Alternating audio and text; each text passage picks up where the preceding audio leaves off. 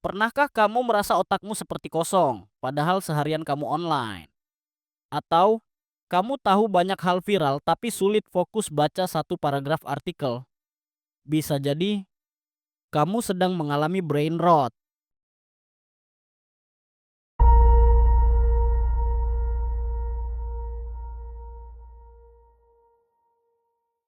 Brain rot, dua kata yang mungkin terdengar seperti istilah medis.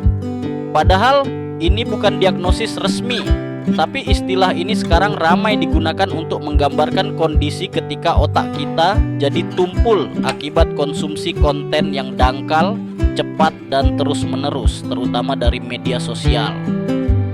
Fenomena ini muncul seiring kebiasaan scrolling tanpa henti di TikTok, Instagram Reels, dan YouTube Shorts.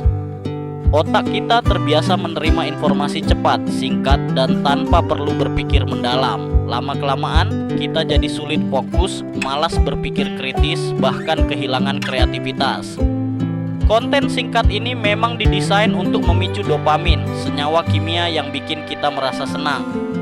Tapi, jika terus-menerus dicari, otak kita bisa kecanduan stimulasi instan. Alhasil, membaca buku terasa membosankan.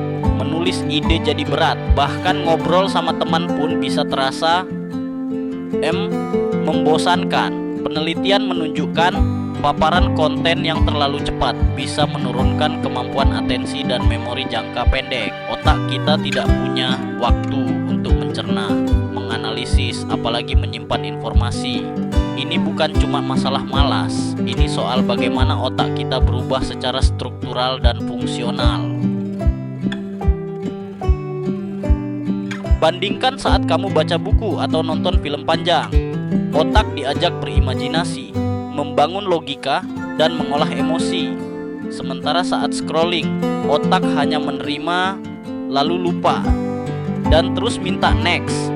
Jadi, apa yang bisa kita lakukan?